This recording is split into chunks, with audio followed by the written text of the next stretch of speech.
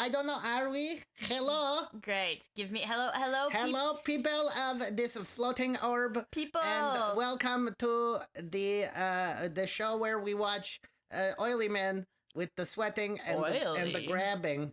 I thought it was just natural. No, Are we unless we get the now? women wrestlers. They scare me. You don't like the women? They make me scared. They are much taller than you are. They make me discomforted. Much taller. Willow could eat me. She is so much bigger than me. I am so petite. You can be a friend of the Willow. It's true. She would not marinate me like my mother did. Holy.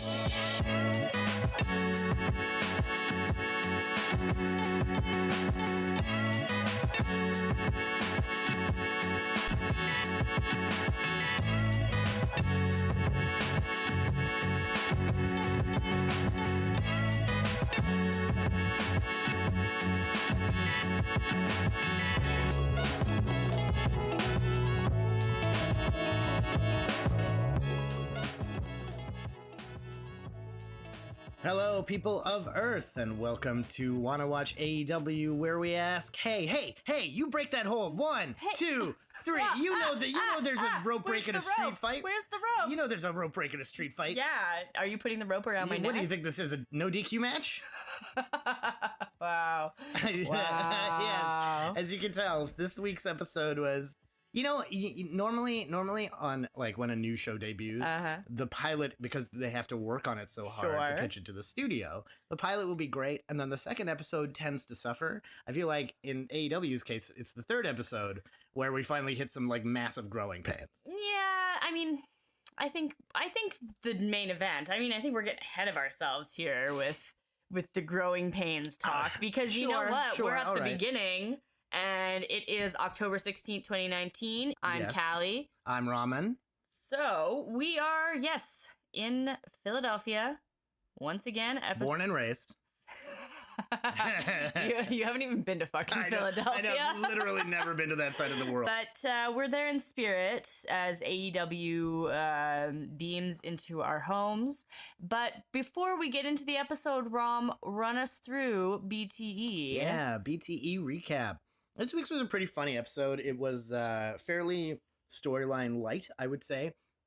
There is a storyline going on in BTE because Jericho at the time had a cruise, the Jericho cruise. I think this was the second year of the cruise. I can't quite remember. I think it started 2017. Okay, so it might be the third year of it. And the Bucks were teaming with Jericho against I can't remember. I think it was Kenny and Cody and Hangman. Okay.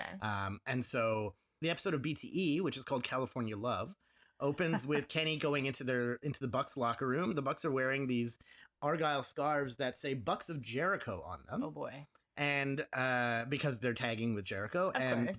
And Kenny and Cody give the Bucks shit for this.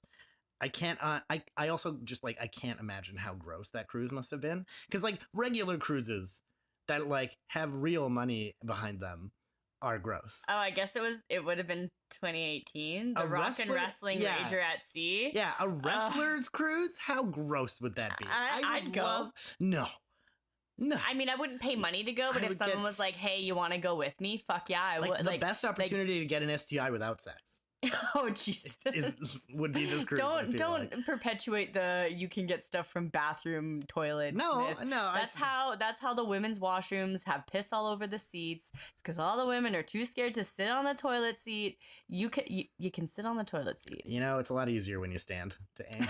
Yeah, I'm sure it is. We'll talk about that later, actually, because in this BTE.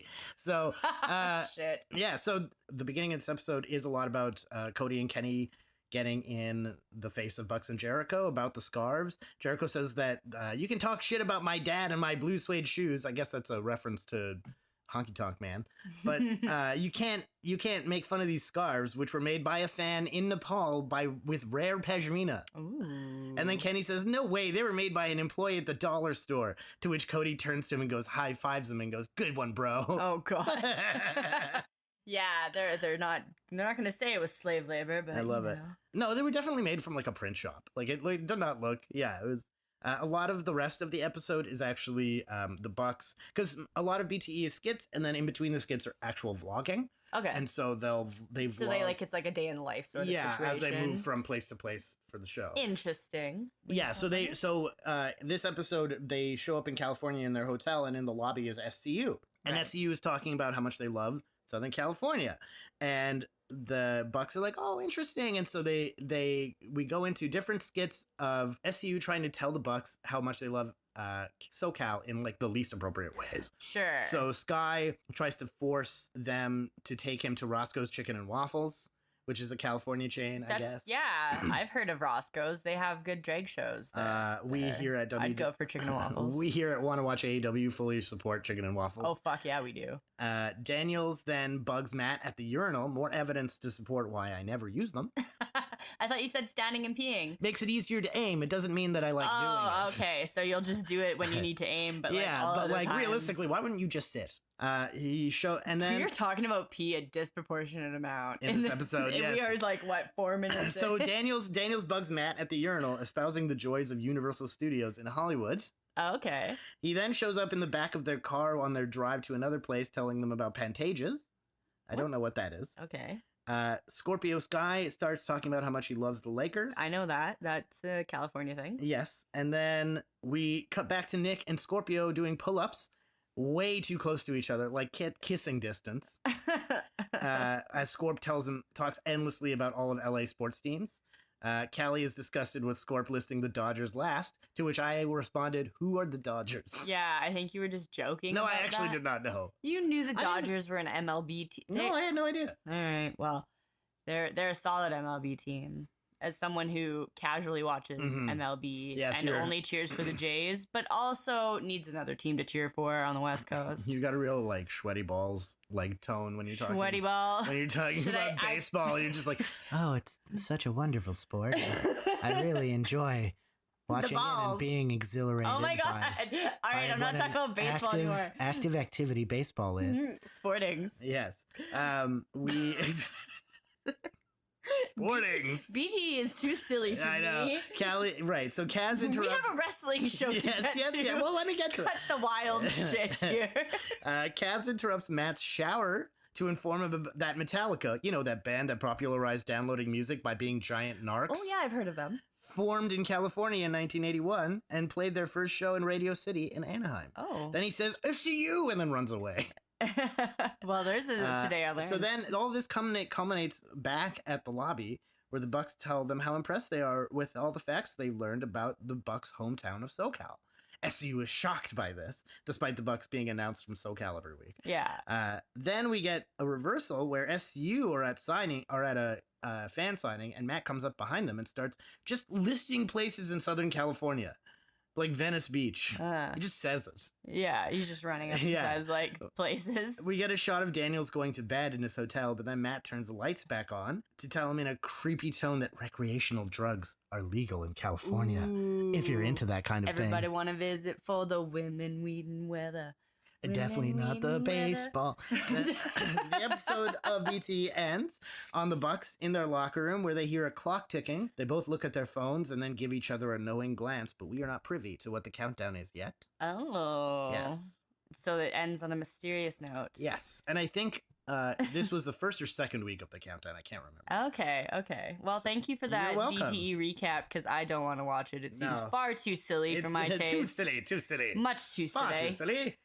Far too silly. So then we are back in Philadelphia, and there is a hot opening as SCU comes out for the tag team tournament match against the Best Friends. Kazarian and Daniels make their way down the ramp, but then they are attacked from behind by the Lucha Bros. Oh no!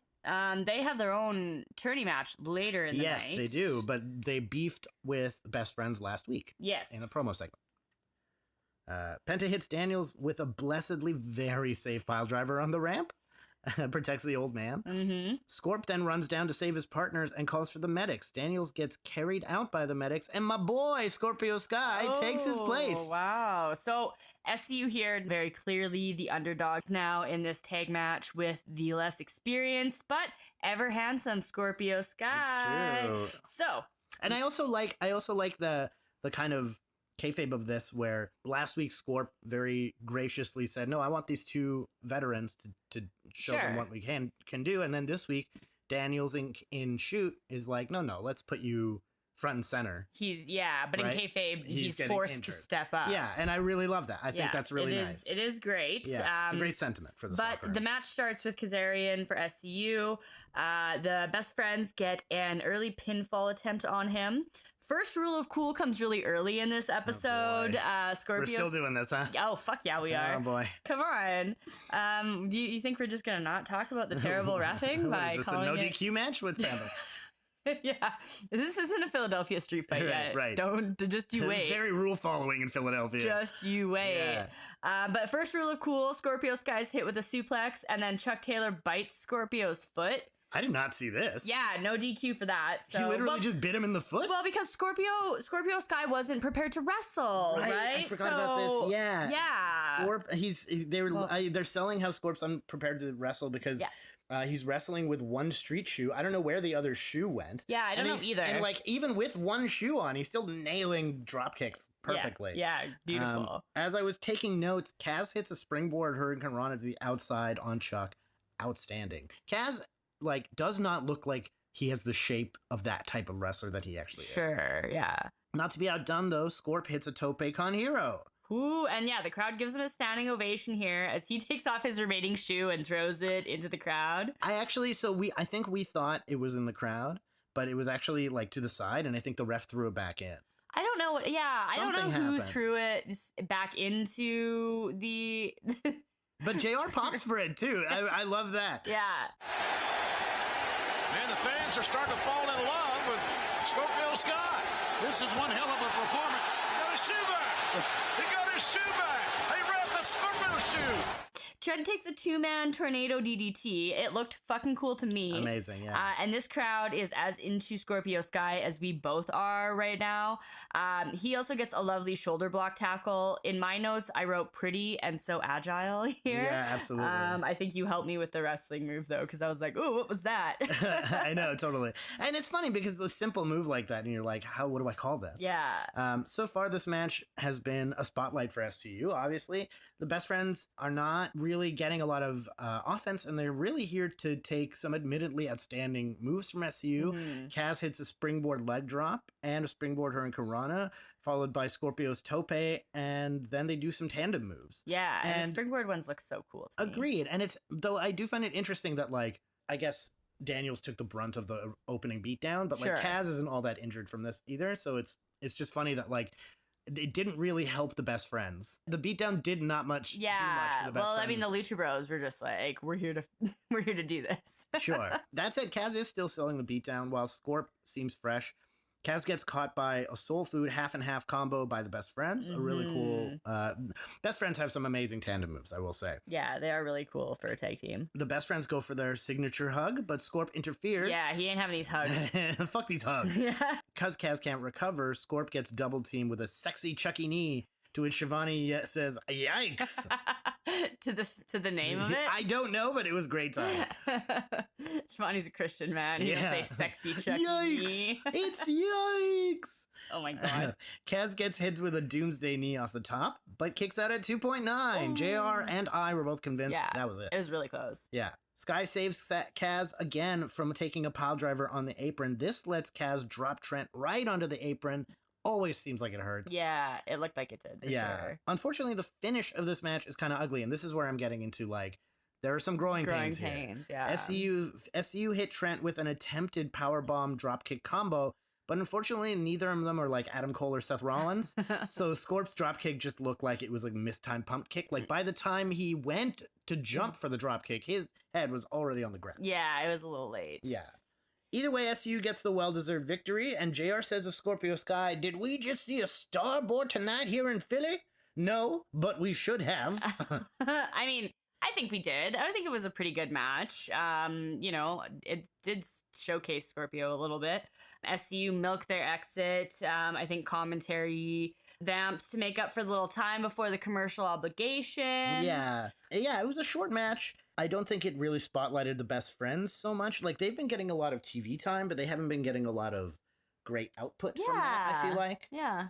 Whereas, Slow burn. yeah, which on the one hand, Trent and Chuck have been wrestling forever. They're popular in Japan. Like, they're not nobodies. Oh, absolutely. So them giving this to SU, I'm sure it doesn't bother them really, but it's just interesting from a booking perspective that like the SU got a beat down from the beginning of this match and they looked way better than best friends by the end. So it's just interesting. Yeah, no, it's good. Looking strong going into the tag tourney. And Scort, man, I want him on TV now. It's killing me. Yeah. In another moment that made me feel very validated for doing this podcast, Santana and Ortiz are shown backstage mugging for the camera as they walk to the ring. I cannot wait for them to fight.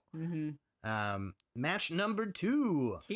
Alex Reynolds and John Silver, not of the Dark Order. No, they are. So weird. I did not know they ever even arrived. To you, I was like, who? Yeah, I had no idea. You were like, oh my God, they're not coming out to Dark Order music. They're the only they're 2 of the 3 remaining Dark Order guys. Yeah, and they are facing Santana and Ortiz. Yeah, during the Fight TV commercial break, because we have to, because we're in Canada, we kind of have to get our episodes from the very legal DVD shop.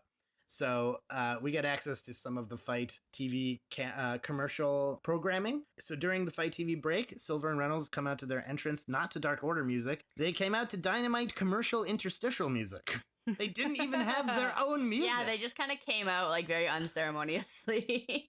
It's like they'd signed a contract to be in the Dark Order and creative hadn't figured out their outfits yet. It was weird. We were almost there. I know. Silver is such a tiny guy for how many abs he has, by the way. Like, he's like if George Costanza worked out. You know what I mean? Like, what? If George just was he's very stout? He's tiny and so square. He looks like a human dwarf, like Lord of the Rings dwarf. Not in a bad way. It's like his physique is just awesome. Like, it's crazy to me. Yeah, he's very ripped. And yet he's so agile. JR starts talking about how the inner circle is a term the boys need to get over, not realizing that they're still live on Fight TV. Oh, was that not meant to be? No, that was him reading his. That's because there's a giant quiet break, and then you hear some pages shuffling, and JR goes, "Inner circle, boys. That's a term you're gonna have to get over." Remember, they're members of the inner circle. The inner circle's a new term we need to get over. With me?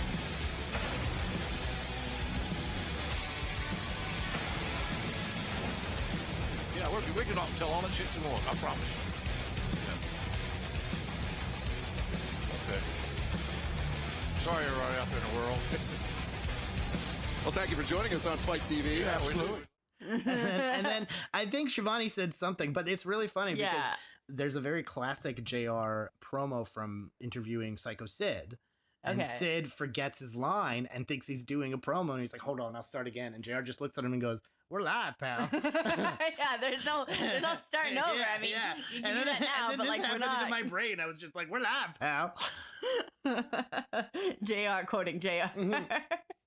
It was very meta. It was delightful. Oh, that's good. Yeah. But I think once we get back from commercial obligations, Santana and Ortiz come out. I am very excited about these guys. Sorry, Reynolds and Silver. Oh, absolutely. Dark Order, so was I. If I like in 2019, I probably didn't give a shit about who they were. Right. That's probably why I don't remember it. Yeah, that's probably what it is. Yeah. 2019 Ramen was so into Proud and Powerful. I do think it's a tragedy that they're not a tag team anymore. I love the name. I love the music. I love their attitude. Just a couple of beige boys beating bitches up. Yeah, I agree with all of this. Yeah. They're from the streets. It feels real to me, damn it. And I can't wait to do a little deep dive and learn about these guys, especially with the Shoot Heat in 2023. But that will be probably on a near future episode. Yeah, I think there'll be some opportunities, especially once we get into like stadium stampedes and things like that. Yeah. So you've foretold of these awesome matches. Yeah. So I think that's when we might stick those in there. Excalibur says Jericho wanted them in the inner circle because they have no morals. They're nasty, violent, fearless, and defiant. Love it. Yeah, beautiful. All of those things. We start the match with Silver and Santana. Silver flexes his tiny little guns. Oh my God. Or no, not tiny, just short. Yeah, I don't think you need to be body shaming wrestlers. I'm not body shaming him. I love his body. His honestly, John Silver's body is fucking amazing. You don't need to love Bond. I can love his body. Yeah, that's fair. Homophobe. What's happening? I'm not. No, I was just saying you swung from like critiquing. The pendulum. Yeah. I wasn't critiquing. I was simply observing. All right. You're the one who made it. You called them tiny little arms. And then I retracted. All right. I'm going to cut all of this out. You should. Yes. It's the cold open. Silver flexes on Santana with his amazing little arms and gets a big enziguri for his trouble. Yes, and Proud and Powerful do some tandem sequences. Ortiz powerbombs Silver and then lifts him into a thrust kick from Santana. So awesome. Yes, and as Ortiz works on Silver, I am really captivated by his outfit. Yeah, you and I both thought he was wrestling with like a big fanny pack. Yeah. And then we just realized it's because one of his overall hooks was unhooked. Yeah, like it was a Merce at first, and then we're like, no, these are coveralls. A Merce. And it Would made you like Vasa or Mustikard?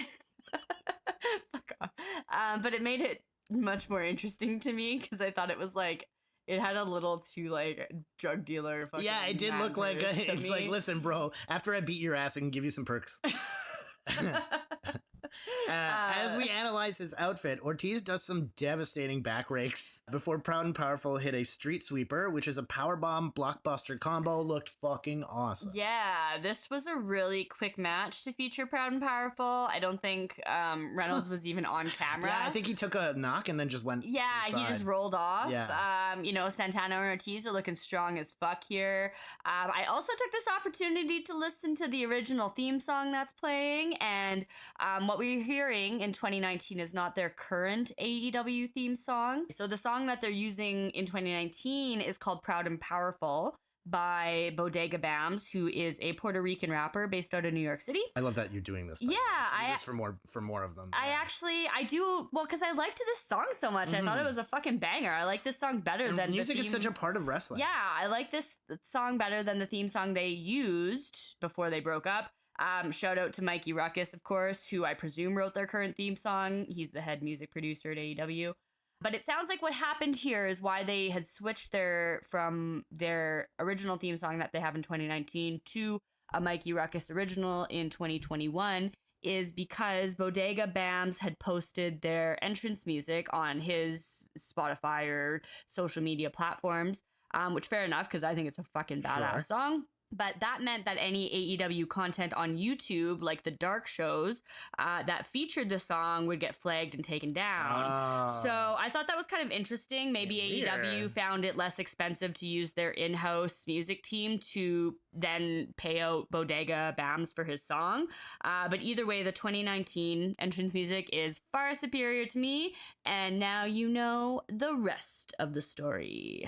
Never mind that shit. After getting the pin from the street sweeper, the GOAT, Chris Jericho, is on the Megatron as Proud and Powerful walk up the ramp. He congratulates his boys, calling them pit bulls among pit bulls who will pick your pockets and kick your ass. So because, true. You know, pit bulls are notorious for pickpocketers. Right. They want to face the Bucks and will meet them in the ring at Full Gear. Do they accept Le Challenge from Le Champion? Well, fuck yeah. While Jericho cuts his promo, you can hear Ortiz on the ramp repeatedly chanting, "The best! The best! Yeah. The best!" We're the best! Accept the challenge, We're boys. the tag You team! do a lot of flips, you do a lot of flying. You're one of the most incredible, most spectacular tag teams I've ever seen in my life. But you've never been in a fight like this before. The best! Santana, The best! Ortiz versus the Young Bucks. November 9th at Full Gear. Do you accept the challenge? It was pretty hype. And then we cut to a promo at the Rhodes residence. Yeah, so we see Cody sitting at the kitchen table, and then Brandy comes towards him with, it looks like an agenda book, saying like, you know, you have this meeting at this time and another thing at this thing and a photo shoot here, and telling him kind of his itinerary. Sure. But Cody is just completely blank and distracted. Yeah. Isn't really focusing on this. He completely ignores her when she starts talking about her kitchen YouTube channel, which I don't know if you know about. We should talk about that one day. Yeah. But he's really inside of himself. Yes, he's really inside of himself. He stands up and gives her a kiss on the cheek and says, "Sure," and then just walks away. Yeah. You know, I always thought that Cody got a little too much flack for the way AEW presented him. And okay. when we look back on it now, I think I can kind of understand why. And it's a weird. I know it's a little much to say that after just this promo. Sure, but like, tell me why this is your opinion, because even watching this promo, I have an opinion on this promo. So tell me what you think about this first. So my my thing is the way Cody's been presented so far is in two ways, in my opinion. One is when he's coming to the ring, he's the only guy with the middle entrance. No heel, no face. Right. Which for his indie character makes sense because he was heel and face whenever it was convenient for him. But as the John Cena-esque figure of your show, which is what they want to clearly the big guy. Position him as the main face of the company, which personally I think it should have been Kenny, but whatever. Because you would think that. Not Kenny. I don't mean it like that. I like even Hangman. Cody is not a pure face, right? In his wrestling history. Oh, okay. And so you're talking about like the pure like baby face of the company. they're presenting him as this like pure white meat baby face in that way, except for when he comes into the ring. But when he's out of the ring, they present him in this 30 for 30 style ESPN documentary type thing. Yeah, and like, why do you think that's a little much? I don't think the style is much. I think it doesn't. I never saw Cody as that guy. Yeah, I never saw Cody as my face, as my hero, right? That kind of thing. And the way they present him is very much like, here's this guy who has the world on his shoulders and the whole company is riding on him and everything depends on this match with Jericho. And if he doesn't do that, then what? Like, it's just a match, right? It is really, yeah, I see what you're saying, where it's a little bit heavy. Yes. And it's a lot. Because they're not doing that equally for Jericho, right? Yeah. Jericho's just going around being like, I got me and my boys and my title. I don't give a fuck about Cody. Because this promo, okay, and this was kind of what I thought of this promo, is it's very like, you get this like wistful piano. That's what I'm saying. Documentary style. Again, you mentioned the 30 for 30 ESPN reference, and you know me, I love documentaries. Sure. But we have this like existential sort of vibe to it, and the fact that we don't hear from Cody himself, the story in this promo is being told to us by the people around him, his wife, the Nightmare family, which arguably from the fan base are the least liked people in the group. Yeah, and so there's a lot of disconnect from Cody on one level makes him kind of mysterious and thus intriguing, which is maybe what they might have been going for if he wasn't so white meat. But on a human level, it disconnects the fan from the wrestler, in my opinion. 100%. It makes him feel like this othered, like instead of feeling, I think what they want to achieve is this is a guy who people love the way they love Sting.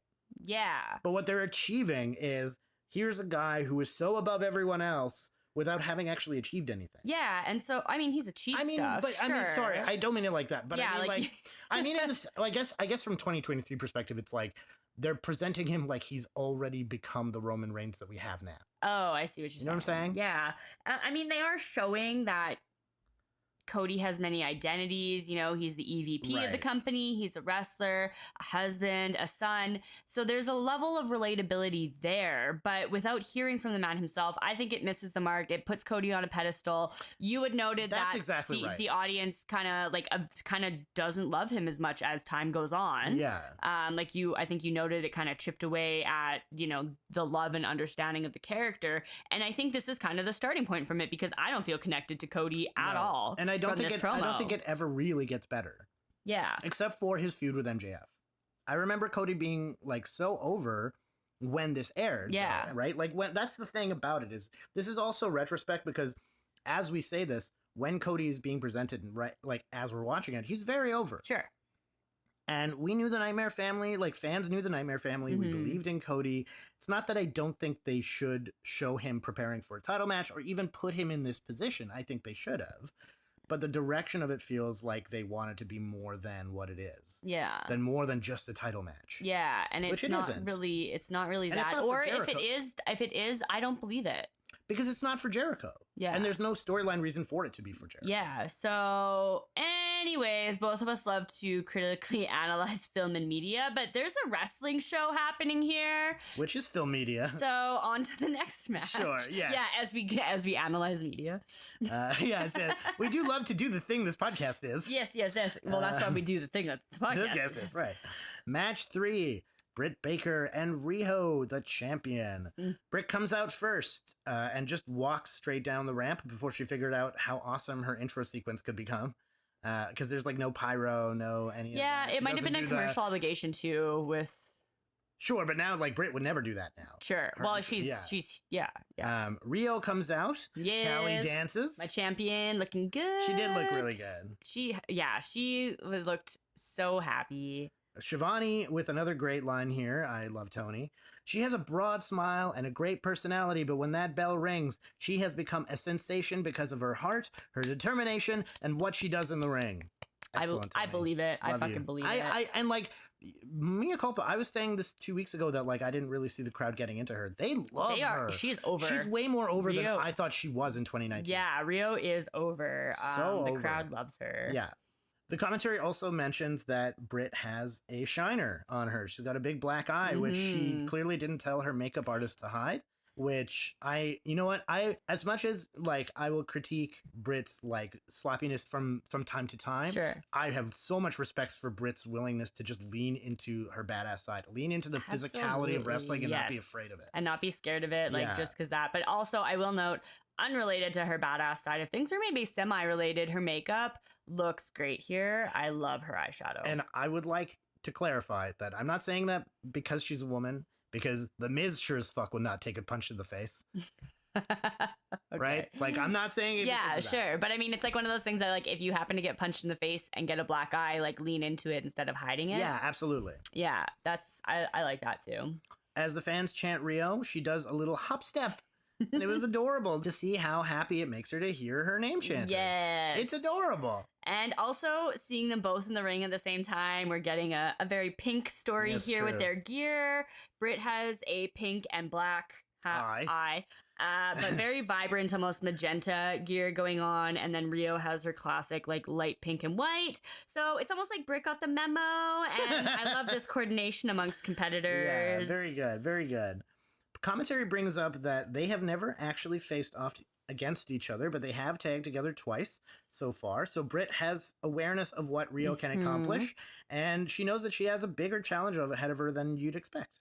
As if to prove the point, Rio goes for an arm drag, but Britt uses her size and strength to just force Rio down for a 2 count. Like, just pushes her shoulders down. Yes. Amazing. I know. And then Britt quickly counters into a Rings of Saturn submission hold, but Rio reaches the ropes before Britt's able to get the lockjaw put onto her. Rio does take a moment on the apron. It's a great way to start. It shows that Britt is a contender, you know, despite her comparative inexperience to Rio, who, you know, we hear has been wrestling for half her life and all that. So she was a zygote, doing back bumps in the womb. Yeah. Is she kicking? No, she's bumping. Yeah, she's running the ropes. Don't worry. As much as I do like Britt here, I do feel like she's still thinking about her spots a little bit. But she doesn't skimp on the ferocity. Yeah, absolutely not. And then Rio matching that as well. She hits a crossbody from the top, but Britt again rolls through for a pinfall attempt. Instead of kicking out, Rio does her beautiful bridge out of the pin. Then she hits Britt with a drop kick to the face. Crowd gives a well-deserved applause break here. Rio gives Britt a Cazadora, followed by a double stomp on the chest, winding Britt. She goes for the stomp from the top, but Britt rolls out of the way and follows up with her own sling blade. She then hoists Rio up and hits a TKO stunner, which surprised everyone. Yeah, you were like, wow. Yeah, I didn't expect her to hit that. That was very good. You were legit impressed when she hit that. No, I was very surprised. After some attempted roll-ups, Rio goes for an inside cradle, but Britt is too strong and too tall and reverses it into just a beautiful swinging neckbreaker, followed by a thrust kick straight to the face. I honestly thought Rio got kicked in the face, but she kicks out at 2.9. Yeah, I thought that was so close. I mean, I didn't want Britt to win at this point. And then half the audience starts booing from the 2 count. Yeah. Which was great. I love how much Rio's support. Fucking over. Well, both of them are. I guess that's the true. thing, right? Like, that was what made me really happy. But Britt sets up for another swinging neck breaker, but Rio counters with palm strikes, followed by a gorgeous Northern Light suplex, bridge pin for 2. Yeah, she's just really just so sharp. She's so sharp. Yeah, like when she puts herself into the move, it's like beautifully executed. She then applies a single leg Boston Crab, and the crowd's really strongly reacting. And Rio drags Britt right back into the center and goes deeper into the submission hold, which forces Britt to exert a lot of energy to get to the ropes and eventually break the hold. She does, but Rio wastes no time following up. She leaps to the top turnbuckle, hits Britt in the back with a double stomp. Yeah, very good follow-up. Rio then gives Britt a running double knee strike, but still only gets a 2.9. And then Britt did the get my arms up at 1 because I'm kicking out. The mark of I'm still thinking of I'm still thinking about my moves. That internal metronome hasn't fully started yet. It's not that hard. Leave your legs and arms where they are. Said the armchair wrestler. I know. Britt hits Rio with a ripcord elbow, then hits the swinging neck breaker again, setting Rio up for the lockjaw. Britt fights to lock it in, but just before she can, Rio rolls Britt back onto her shoulders and gets the 3. My champion! Excalibur points out that while Britt had the power and the tenacity, Rio won out of sheer experience and ring presence. Which is true. Yeah. And you know what? At the end, Rio and Britt shake hands, which, you love to see. Sportswomanship! Oh... My God. You know what? The man in sportsmanship is short for human, y'all. Like, let's just everyone calm the fuck down. Sportshumanship doesn't roll off the tongue. Sportsmanship is perfectly acceptable. Sportsmanship. No, a great match. Really, really fun. Really showed what Britt can do and her potential, as well as how good Rio's chemistry is with just everybody on the card. It's true, yeah. Rio is really... an outstanding performer, really. She is just amazing, and I think, knowing that Britt is not as experienced as Rio, and knowing that it's probably, a lot of Rio helping Britt improve and grow as a wrestler at this point in time, it's really cool to see. I agree. I was very very sports entertained by this match. I agree. And then we get into match 4, Junglesaurus versus the Lucha Brothers. Whoop, Wonder. Why? Oh, because it's Super Mario. Come on. Yeah, okay. That's fair. You haven't played it in a few days. It's true. We get a really low shit budget entrance for Jurassic Express. Like, just the worst. Like, it might as well be a parody of Jurassic Park, showing a solo cup being obviously hit by like a pen or something to simulate the T-Rex rumble thing from the movie. It is fucking carny shit, but we gotta watch Jurassic Park after we're done recording. I agree. But it's Marco Stunt. But it's Marco Stunt and Jungle Jack Perry, because Luchasaurus had a non-contact thigh injury. I guess that means like he rammed a door into his foot. Yeah, I don't know. Like, huh? Non-contact with what? Yeah, so maybe it's like not work related. A staph infection? I don't know. Anyway, maybe, yeah. Whatever. But the Lucha Bros come out dressed as black and gold samurai demons. Yeah, I am so living. Cool. Penta is so over with Callie and I. Don't we just love him? We do. And I was going to do my Lucha Bros deep dive today, but it will be coming soon. Promises. Yeah. Every time they come out, it's everything in me not to show Callie the live performance of their song, which may be the best musical performance at any wrestling show ever. I cannot wait. I love music. And we're going to see it eventually. Yes. So I'm just going to need some space to dance in your living room 100%. For that episode. Yes. We got to make sure we know which one it is so I can move the coffee table. During the commercial obligation, before the match started, Jurassic Express talked a private party in the crowd, using some of their beer to wash their armpits. Ooh. Poor Anna Jay, girlfriend of Jungle Boy. Yeah, hot girlfriend of Jungle Boy. Marco grabs the mic and says, "Escucha, man!" Before Penta grabs the mic and demands Luchasaurus. Yeah, we have the jungle. Where's the Saurus? We have the jungle. Penta calls Marco Baby Saurus. Yeah, and he says what I think amounts to "we won't" or "don't wrestle children" in Spanish. Yes. Aubrey tries to take the mic from Phoenix despite his genuinely polite request to give him one a minute ago. It was a genuinely like... He was like, no, hold on, I'm almost there. Like a polite gesticulation of give me a second here. But Aubrey demanded that he go and wrestle that child, and the match starts. I think because the commercial had ended. So he doesn't get a minute. The match starts here with Marco and Pentagon Jr. in the ring. Penta bullies Marco a bit, who responds with his Fortnite dance, flossing. I'm still not coordinated enough to do that. I just don't get how that's a dance. Well, regardless, Penta does his gloves off taunt, throwing the glove at Jungle Boy. He goes to do the Cero Miedo taunt, but then Marco stunt bites his fingers. Rule of cool number 2, children are allowed to bite fingers. It's just how we roll in a squared circle. He's not a real child. Oh. He is just a short man. Well, still, he's a merman father. First of all, second of all, the Lucha Bros the ring the bell hadn't rung yet, so I don't think this counts as a rule of cool. The bell hadn't rung yet. I don't think so. No, yeah, they were.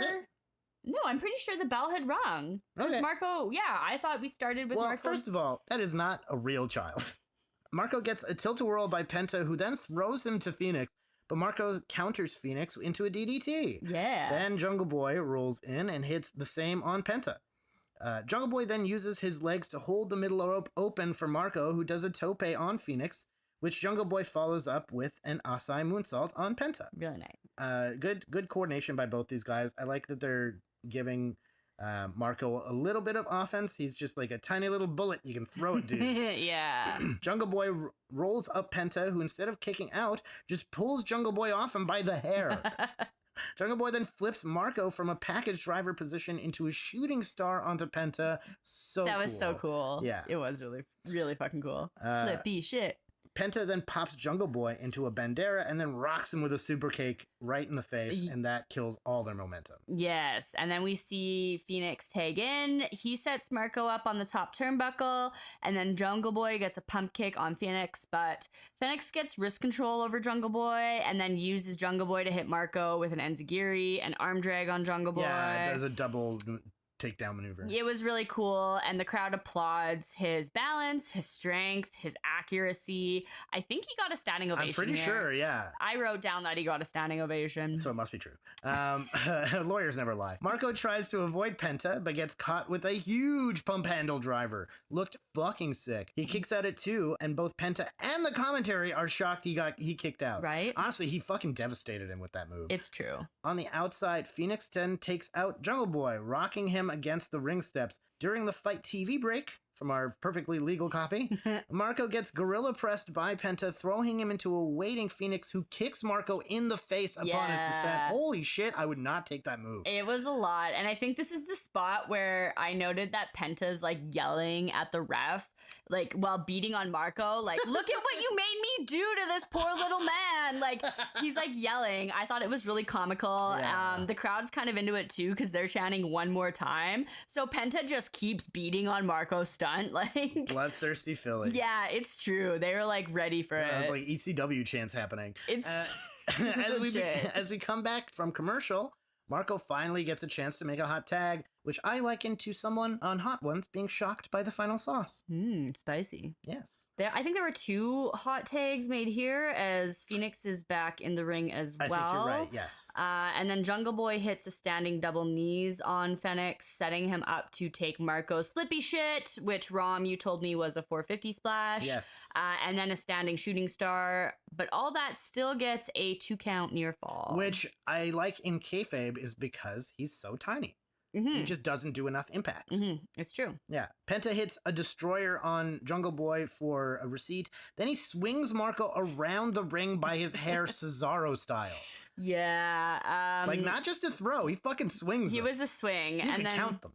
Yeah, Penta then sets up and hits Marco with the arm breaker, which the crowd kind of went quiet for. Obviously, I was really into it because any move Penta does is fucking exciting to me. You know I love the arm breaker. Yeah, like, it was fucking cool looking. Yeah. It actually made me want to tell you about the story of Kurt Angle and Scotty 2 Hotty. Oh. Because when Kurt Angle stopped being a joke character and turned into the wrestling machine, right, one of the things that converted him into that was he, in kayfabe, snapped Scotty 2 Hotty's leg from the ankle lock. And I remember watching it on television and thinking it was real. The way they do it is so convincing that he just fucking snaps it. Oh, because so it looked like his leg was broken, but it wasn't. It wasn't, but because it did look like his arm was broken. Right, yeah. So it looked like Marco's arm was fucking shattered by that arm breaker, and that reminded me of that. Every time I see something like that on a smaller dude, yeah, I think of Kurt Angle and Scotty 2 Hotty. I'll show you that one day. It looks so gross. It's so safe, but man. But it's dramatic. Yeah, because Scotty was injured, so they had to write him off. Oh, fair enough. Finally, they hit Marco with a package pile driver for 3, absolutely destroying him. And yeah, and I think the end of this match kind of felt like the Kurt Angle thing. Like, I think the crowd was really hot for this right before Marco gets his arm broken. And as soon as that happens, I think that was over the sympathy line. Yeah. Where they're like, all right, come on, we know he's small. Yeah, come on now. Yeah. And it was a little bit of the Lucha Bros beating on the little guy. You know, they weren't really attempting to make pinfalls or wrestle at a certain point, but just beat on him. And it was like kind of a heel move, which I think that's part of why I wanted to save my Lucha Bros deep dive. Because like, for not the arm breaking? Yeah, like I was excited. Like I was not as excited for this like quasi squash match. When I know how exciting and creative the Lucha Brothers can be, and I want to be inspired by that. But anyways, I think it was an all right match, and there was like some comical spots. I think there's some really good spots. Yeah. I think it showed all of what Marco can do, but it did show what Marco can do. Sure. Yeah. And like how devastating Penta is. And yeah, without making Jungle Boy look weak. Yes. On to match 5 of the evening. We have Moxley and Pac versus Hangman and God. Pac comes out to new music, which kind of sounded like an evil version of like Neville's WWE theme. It's got kind of an angry clown energy to it. Yeah. It's a little close to the Jay White song, actually. Okay. This may also be a commercial obligation. So is this his official music? It was his music because it was his Tron. Oh, okay. Yeah. As commentary talk about how Pac doesn't like Moxley, we cut to a shot of Pac looking at the ramp disgustedly. Which for me in kayfabe totally tracks, as Pac being an angry and scary and powerful wrestler. We have the storytelling from him on commentary previous last week. Yeah, was it last week or the week before? It was last week. Last week. John Moxley's debut. Right. And his submission wins we've seen so far. So it's really painting the story for me. Yeah, he does really exude the gimmick. Mm-hmm. Moxley then comes out next, and the crowd fucking love him. They explode. And Pac fucking hates him. It's so funny. In a moment that I found most hysterical. God. This is the most you thing. I know. I completely related to John Moxley in this moment. Moxley tries to give Pac a high five. Pac is all, no. Just like no sells it. Or Mox goes down low? No. No? On the sly? No. So this is like a great storytelling for the match, in my opinion. Moxley's trying to make the best of them, being tag partners, trying to make light of it all, while Pac is just not having it. But still, they have to find a way of work together. I'm here for the buddy comedy of it all. That's not going to last very long, the comedy part anyway. For now, I'm optimistic. Hangman then comes out without knee pads, which somehow makes him seem more naked than if he had no clothes on at all. It kind of reminds me of when JBL would come out in the 90s with like a black hat and black trunks, where the hat would make him seem more naked than if he didn't have it. Yeah, it just throws it off because it's like not what you're expecting. God enters as he makes his way down to his ramp. Oh, God. Moxley is in the ring just salivating to get his hands on Kenny. He's just like taunting him, giving him the like rock finger taunt. And the crowd chants happy birthday, Yeah, Kenny. At Kenny, which is hilarious. Wrestling fans are so thoughtful and nice. It's true, especially in Philly. Oh just my the God. most loving people. Right? As the ref tries to get everyone in their corners, Kenny and Hangman keep trying to get at their opponents. They are so pissed. Yeah, this is totally a herding cats moment for the ref. Yeah, absolutely. Pac tries to get in front of Mox to beak at Kenny and Hangman, which causes Mox to turn his back and argue with Pac. And during this, this gives the Elite an opening to blindside both of them, beating them around the outside of the ring. Yeah, and the bell finally goes, and Mox and Kenny start the match, trading shots from corner to corner. Mox counters an Irish whip into a lariat, followed by some mounted punches. Hangman runs in with a hard kick to Mox's face into the corner, which allows Pac to get a blind tag. And Pac sends Hangman to the outside and then focuses attention onto Kenny. Yeah, Hangman's anger gets him into a little trouble after the kick, right? Pac gets Irish whipped into the corner, but backflips off it and over Kenny. Then Kenny kicks him back and nails a Kataro Crusher. Beautiful Kataro Crusher. Mox distracts Kenny, which gives Pac a chance to muscle him into the corner and then get a tag. And we see again this ongoing storytelling of the uneasy alliance between Pac and Moxley. Pac is paranoid and distrusting, and Moxley is chaotic and unpredictable. Like, it's not a matter of if, but when they're going to turn on each other. Like, can they wait to turn in each other until the match is over? Right. I do love the anxiety that adds to the match. There's kind of an underlying sort of mystery of what's going to happen between these two guys. And also, how terrifying would it be if they were on the same page? Yeah. Should Pac join the BCC? I mean, yes, actually. If he could play well with others. Book it. Mox hits Kenny with the kitchen sink, one of the moves that I always used in No Mercy on the N64. I like JR bringing up that Mox isn't wrestling the rhythm JR is used to seeing from him, which is a very sly way of JR being like, this is not Dean Ambrose. Right, that's the commentary. There's no ketchup and mustard here, ladies and gentlemen. Right. Yeah. And then... No JR's barbecue sauce. Stop it, I'm not hungry right now, but I'm getting there. Come on, 2 more matches, let's go. Well, Hangman finally gets the hot tag. Which I likened to a crowd watching someone do a hot chip challenge, in that they really only pop at the end of the sequence. What? Come on. Hangman Page goes up for a moonsault to the outside, but gets distracted by Pac and then tossed onto the apron back first by Moxley. Just a really painful bump to watch. Again, those apron bumps are always so bad. Hangman does recover, though, and he hits a crossbody on Pac outside of the ring. He goes for a similar move and a pinfall attempt on Moxley inside of the ring, but two count. There's a lot of electricity between these 4 wrestlers. Yeah, all these guys have like a presence and energy that so far is above everyone else that we've seen tonight. Including Cody. Super energetic. Excalibur brings up how the styles of Pac and Mox complement each other. Pac, all technique, very refined. Yeah. And Moxie's just like brute force brawler. And I think you kind of agreed that. I think we honestly both agree with that. Yeah, I agree. I'm really entertained by them as tag partners right now. Totally. It's really, really good to watch. Again, like if they were on the same page, it'd be very fascinating. Mox ducks a buckshot lariat. Then he tries one of his own, but misses and gets hit with Hangman's discus lariat. And JR says, "You could feel that one all the way from Virginia." Oh my God. Sorry, Virginia. Tony points out that Hangman's lariat was high on the neck and shoulders of Mox, which means more muscle contact, more power, more knockdown force. Okay. Nice little analysis there. Perfect. And then Moxley puts Hangman Page into a Texas clover leaf, which to me at first looked really similar to a figure 4 submission because of the way Hangman's legs were configured.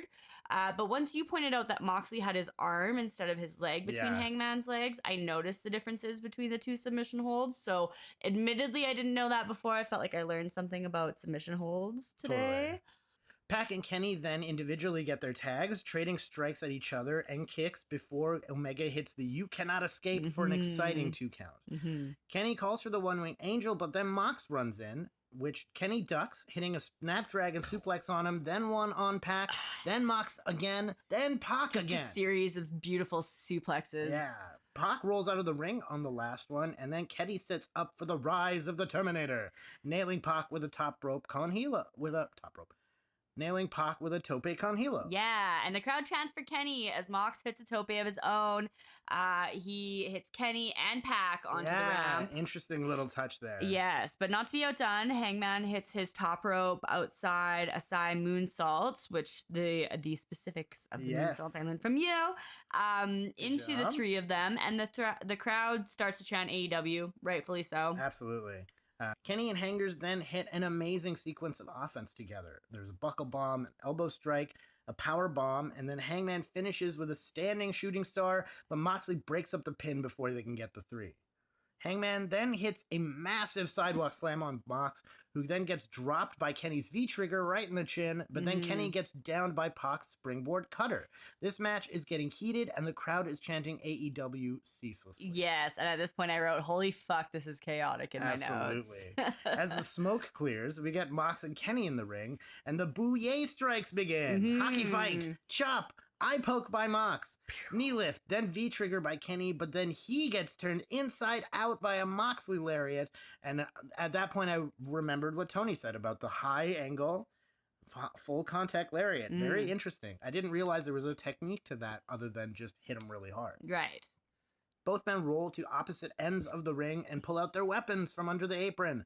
Barbed wire bat for Moxley and barbed wire broom for the cleaner. Yeah, and I love that the ref just runs away like, fuck this, throwing his hands in the air. Yeah, because, you know, what else can you do other than disqualify them? Right. The cleaner swings, misses. Mox has Kenny where he wants him and hits Kenny with the butt end of the baseball bat. Rule of cool alert. What number are we on? I think 2. This is 3. I think it's 2. I think it's 3. But then Pac, Lawful Evil comes in, tosses out the weapons. They can't win a match that way, and Pac knows that. Evil. That's really funny. Yeah, and then the funny part is Bryce, the ref, he runs back into the ring to agree with Pac. Like, right, I have backup now.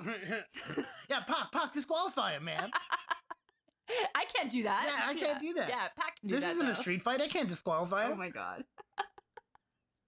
Mox hears Pac's reasonable request and continues the match. Who am I kidding? Of course, Mox DDPs Pac and then fucking leaves. Just walks out, fucking up the ramp. Goodbye.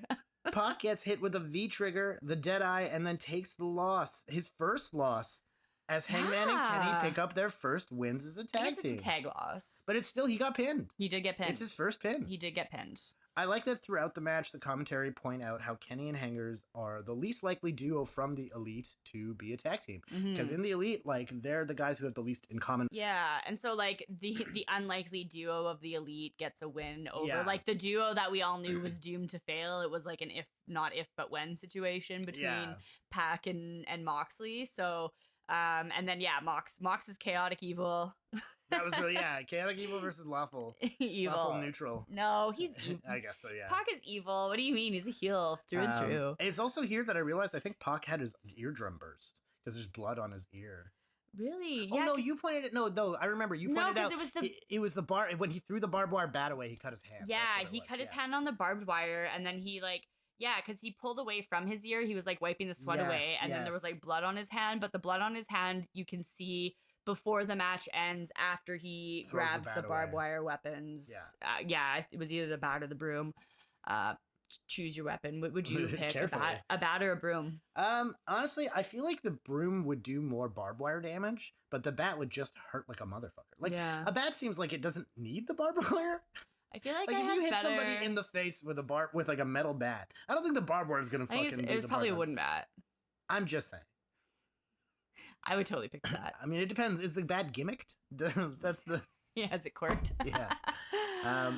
And now we are on the main event. Yeah. Match 6. Jericho, Le Champion versus Darby Allan. Darby Allan has come to the ring. And we got a Philadelphia street fight.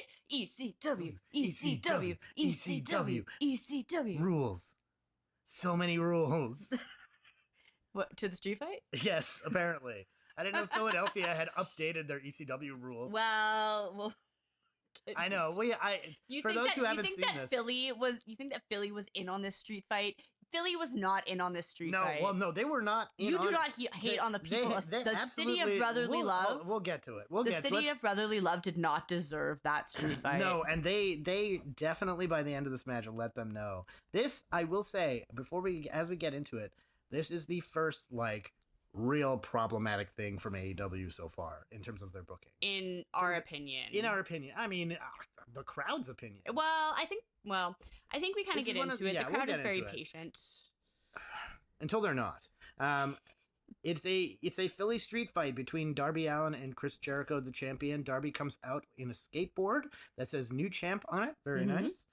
Tony points out that Darby paints half his face because he considers himself half dead, whatever the hell that means.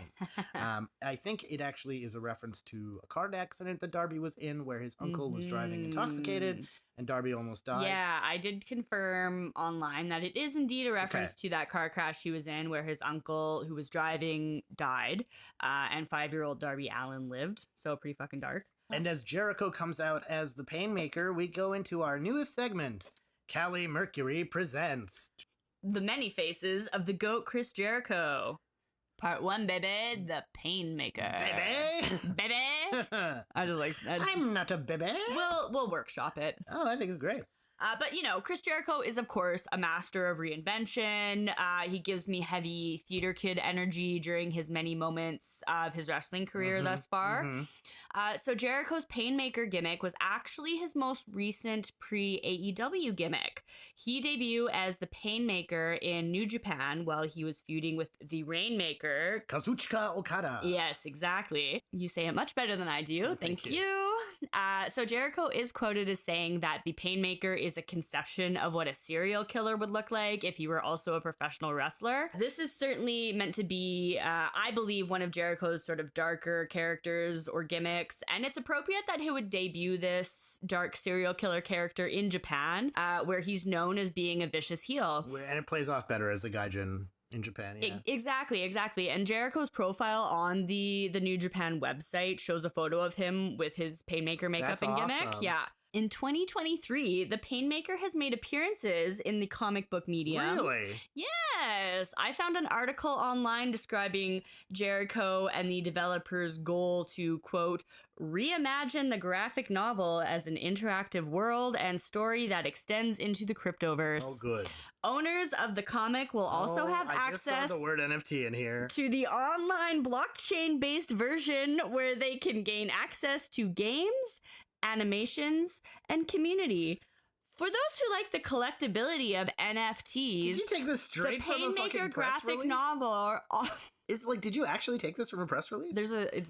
It's a news article. Okay, because there should be like a dash I think it dash is. at the bottom I of think this. it is. For those who like the Being ripped collectabilities of No, for those who like the collectability of NFTs, the Painmaker graphic novel offers a unique limited mints. Oh, wait, hang on. Let me start this over. I'm fucking up now. Yeah, because it's so important that you get all of this. I do. I want to. Because I'm sure you have words to say here about this. You have a whole... You can rant. I left you space. I left you space to rant. Because I want to talk about NFTs. So excited to talk about that. For those who like the collectability of NFTs, the Painmaker Literally graphic nobody. novel offers unique, limited mints that provide expanded access to the Painmaker universe. What the fuck does any of that mean? End quote. Painmaker crypto, bro. What is the Painmaker universe? So there's a website. I put it in our link document. Okay, I'm it's not like adding it. I'm not making people do that. Yeah, no, we're not putting it in there, but if you wanted to, it's called thepainmakerproject.com. It's like a whole thing. It's like a digital world, I think. I didn't look that far into There's it. no way. You got to be kidding. Like who developed? Is this Jericho's thing? So I assume this is. Like, but again, my assumption would be like New Japan. no. It gets just slightly better because It couldn't get worse. Jericho also imagines the Painmaker graphic novel morphing into a live action movie where the Painmaker does a face turn, and instead of himself being an intergalactic serial killer, the Painmaker hunts other serial killers. But still, despite his face turn, those homicidal urges remain within the Painmaker. So this is complex character telling that Jericho believes Marvel and Disney are not currently doing. Who is saying that part? Jericho. Where is he Chris saying Jericho. that? No, there's a link. We can link that one if you want. That is. So this It's is like all... he did like an ET video or like Entertainment Tonight.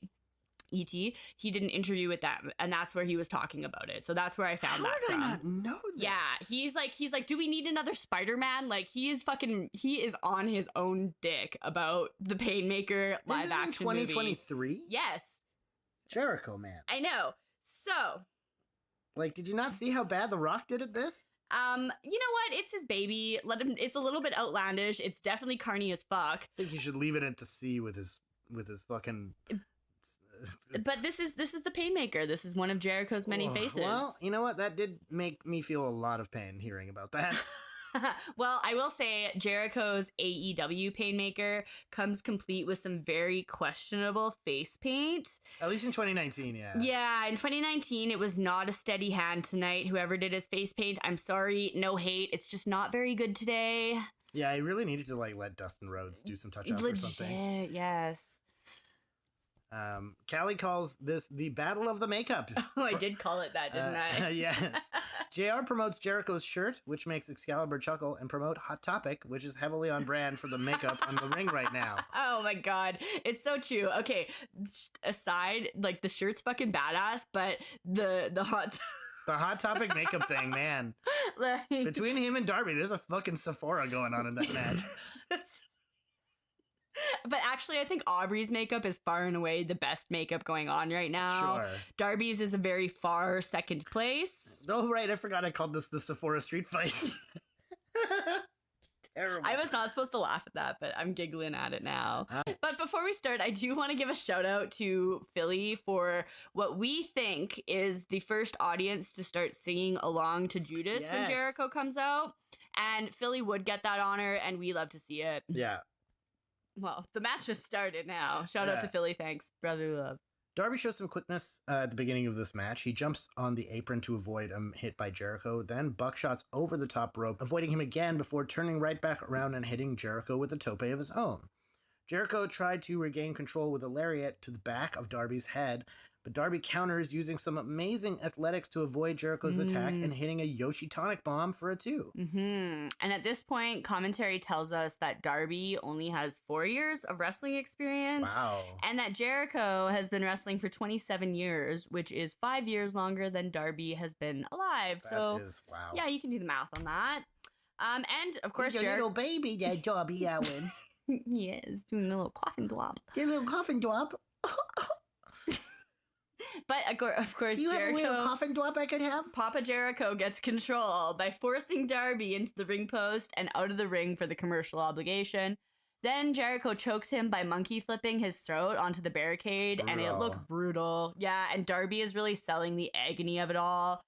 And of course, Jericho celebrates by ringing the bell, to which the timekeeper's like, well, that's only for stopping the post-match brawls, you know? Know the rules, man. We can't do anything with this. Yeah. Continuing during the obligation, Jericho starts with the plunder, pulling out a kendo stick. Shida takes umbrage. Of course. As we come back from break, JR calls Jericho the crazy man with the kendo stick. Other than the kendo stick, though, this is more of a brawl than a street fight. Honestly, I forgot it was a street fight for a second there. Yeah, and so does the ref. Yeah. Darby hits a crucifix pin for 2 and takes hold of the same kendo stick, hitting Jericho a few times and then going into some cool flippy shit. As if hearing our complaints, Darby plants Jericho in the face with the kendo stick and then applies a Fujiwara armbar. Hardcore. ECW. In a really odd spot, Darby gets put in the walls of Jericho, and then when he goes for the ropes, Aubrey starts counting in a street fight? And this is where you and I started deciding, okay, maybe this is a growing pain episode. Yes.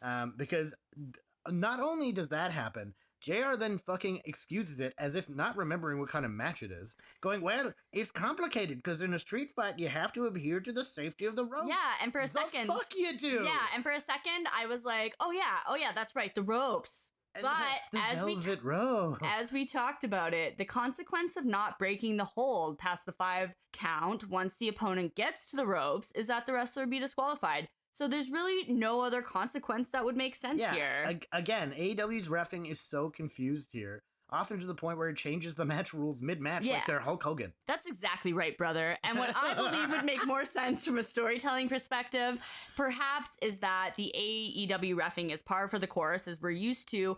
But when Aubrey starts to make the count, Jericho doesn't have to break the hold after the 5 count. He can't be disqualified. And it would be such a heel move to make Darby stay in the hold for like 8 or 9 seconds even after grabbing the ropes. like the psychology of your opponent expecting the hold to be broken at 5 and then it not being broken because surprise, bitch, this is no DQ.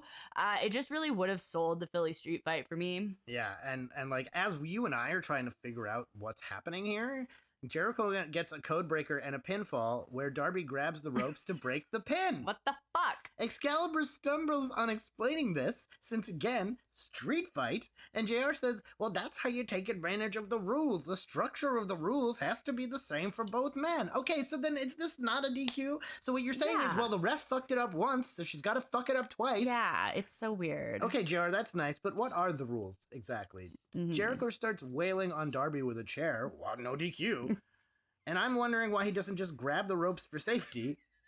Insert velvet rope. It's at this point that I remember this is a title match. I forgot that too. I forgot this was the title match. And all I can think about is how fucked up the rules are. Yeah, and then we get another Walls of Jericho, and again, he grabs the ropes. And at this point, I think the crowd is equally fucking pissed because they start chanting, "It's a street fight."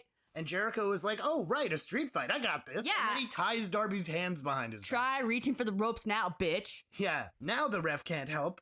Like, Jesus Christ. Impressively, though, Darby hits a springboard moonsault, standing dropkick, and a tobe that was actually genuinely suicidal. Legit. That was actually a tope suicida. This actually really popped you when he just started doing these moves. I don't think you expected him. Okay, I really didn't expect the tope because you're like flying headfirst literally into the ground without your hands to stop you. And protect your makeup. No, I think you really have to trust your wrestling partner. 100%.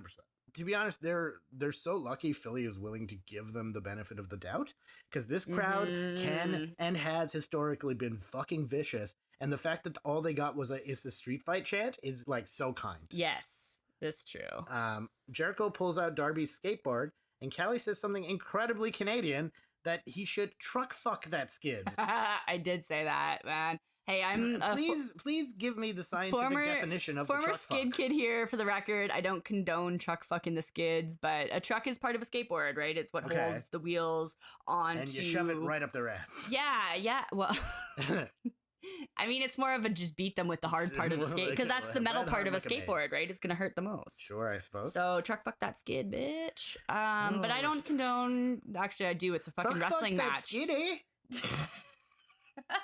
Oh yeah. Yeah, go and truck fuck them. Yeah, no, yeah. Truck fuck that. Yeah, no, yeah.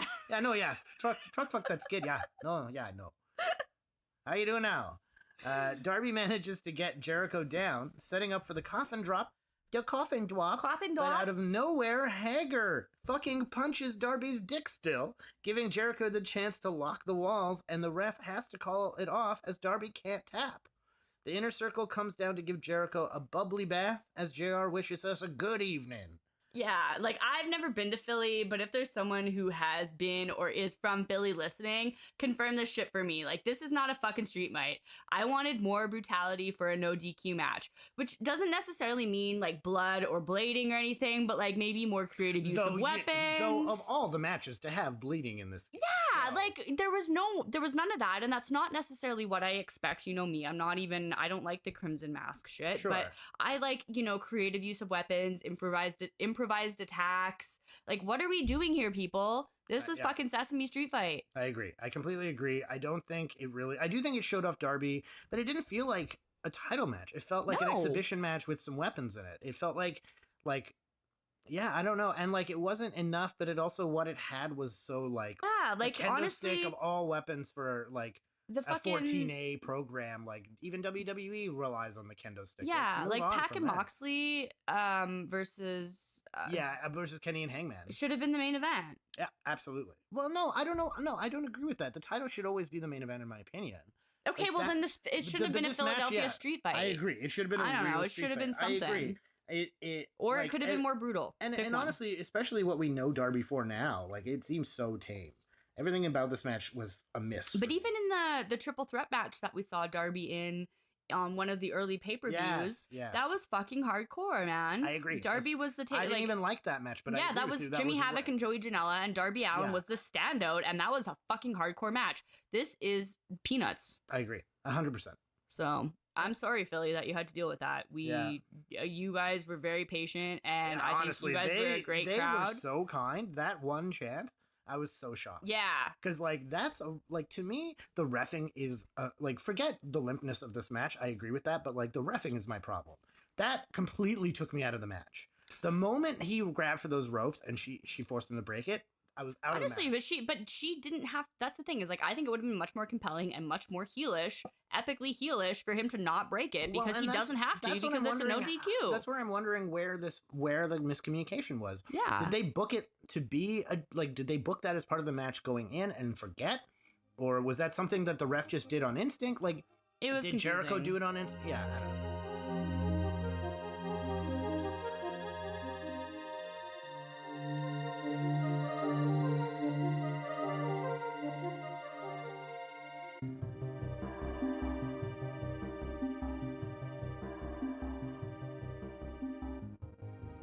What was your highlight, though? Of the match or of the show? My highlight of the show, I actually think my highlight of the show was the missed high five attempts by Mox and Pac. I do think that is my favorite match of the night. That's my favorite match of the night, too, but yeah. actually, yes, no, that's my favorite match of the night. I think it was really compelling. It had a lot of character work. It showed how well the Elite can work together, how devastating all four men are. And like you said, all four men really felt like they were in a different level as everyone else on the card. Yeah, and it felt like there was some really good storytelling going on with that match and with all of the wrestlers in that match that I quite enjoyed. I did also like Britt Baker and Rio, because I think there was also some good storytelling going on there. Yes. And of course I stan Rio, so who was your Dynamite Diamond this week? Oh, I am gonna say Scorpio Sky. That's fair. All right, you can take mine.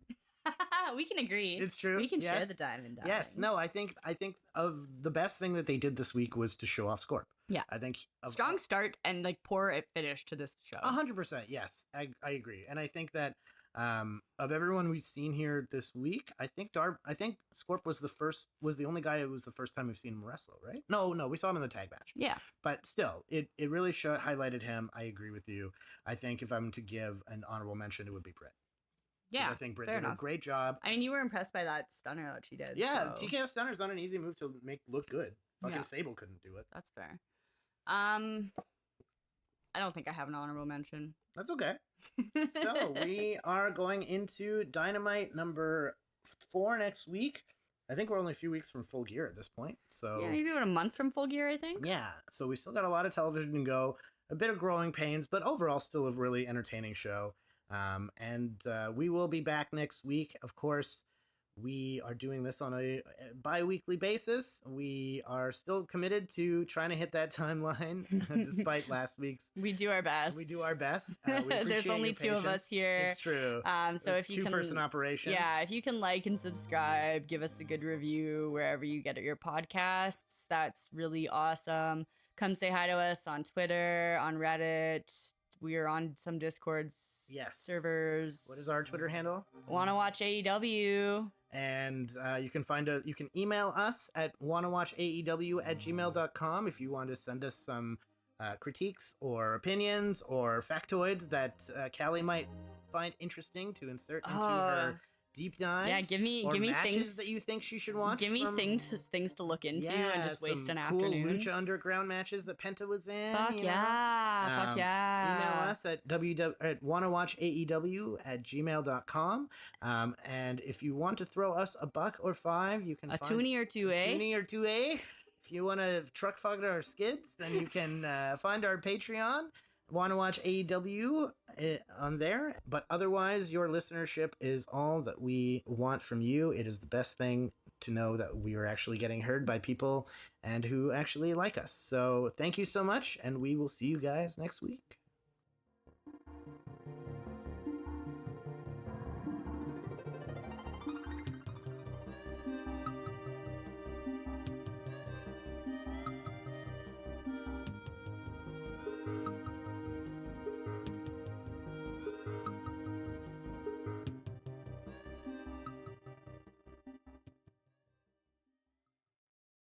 And even if you don't like us, at least you listen to us. It's true. We'll truck fuck you.